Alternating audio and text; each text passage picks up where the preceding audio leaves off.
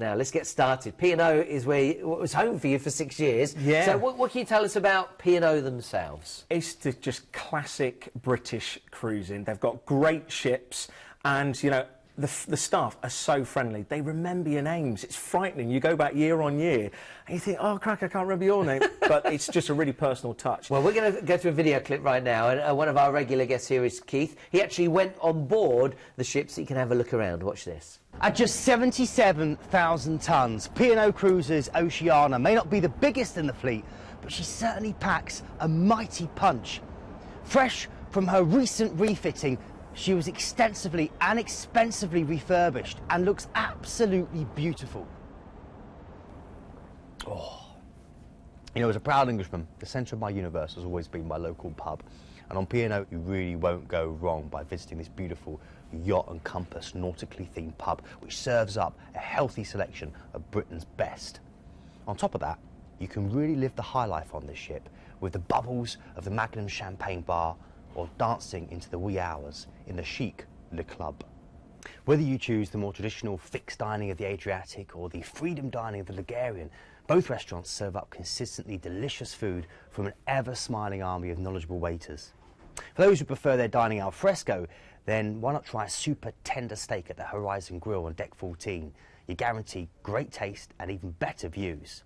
Or pop along and let Marco Pierre White dazzle your taste buds at Café Jardin. Friendly and interactive, as well as diverse, Oceana offers many entertainment options, from the high-rolling fun of the Monte Carlo Club to the cabaret and comedy of Starlights. You can pop along to the atrium for a classical recital, or head here for a pint and watch your favourite team in the Winners Sports Bar. And then, after a great meal, go to the Footlights Theatre, where you'll be hard-pressed to believe that you're not actually sitting in the West End. Stylish and inviting, Oceana's cabins come in all shapes and sizes, from spacious and fully equipped suites like this, offering a host of extra special touches, to mini suites, balcony cabins and standard inside or outside cabins. But all come with a host of mod cons and a daily steward service, plus the all-important tea and coffee making facilities. Because if you're like me, you can't even face the rest of the world without at least one cup of coffee. So now you know what you can expect on board a P&O ship. We're going to take you through the itinerary. I want to add one little note here. We're going to be talking about a 7-day cruise. If you want to double that, if you want to do 2 cruises back to back, there is an amazing offer. In fact, I can't believe this, 14 nights from £699. So you'll just add on, and you'll do 2 cruises back to back. So do you want to tell us where we're going to be going? Well, first of all, you fly out to Venice, and remember, if you want to have an overnight in Venice before, you can ask the Planet Cruise team when you speak to them. I mean, look at the gondolas. We are talking an amazing city, the city of bridges, and of course the bride of the Adriatic. You can see St Mark's Square there. There's the Bridge of Sighs as well, and the Rialto Bridge you've got to go to see. One place that I can highly recommend is the Hotel Daniele, just on the banks next to the Grand Canal. Yeah. They do the best Bellinis. If you really want an experience, you will pay for it, but it's well worth it. So when in Italy, do as the Romans. Oh, right? definitely. The sail away from Venice, if you've never sailed away from Venice before, it is one of the romantic experiences you'll ever likely have. Get a bottle of bubbly, go up on deck, enjoy it, really soak it in. Can you imagine? You're paying, what, it's less than £65 per person per night to enjoy views like this. It is a phenomenal deal. Of course, that includes your entertainment and all your food. Come on, let's carry on with this incredible journey. Well, you're going to be going on then to a relaxing day at sea. Now, Oceana actually had an extensive refit. I actually launched this ship back in 2001. An amazing ship. Once you've done your relaxing day at sea, got used to all of the facilities on board, then we're on to Montenegro. And this, well, I mean, you can see the pictures there. Wow. Look at that. That's beautiful. It is just superb. The actual Old Town is part of UNESCO World Heritage Site, so if you do like history, that's going to be perfect for you. There's an amazing maritime museum as well. They've got some lovely little models in there. And if you do like a little bit of history as well, then you've got St Tryphon's Cathedral as well. So really great historical town. Now, from Montenegro, we're going to be going to Corfu, and if cuisine is your thing, you've got to try out the local cuisine. If you like white wine, lemon juice, garlic and vinegar, and seafood, then you've got to try it. It's a delicacy, and also fish soup as well is really popular around here.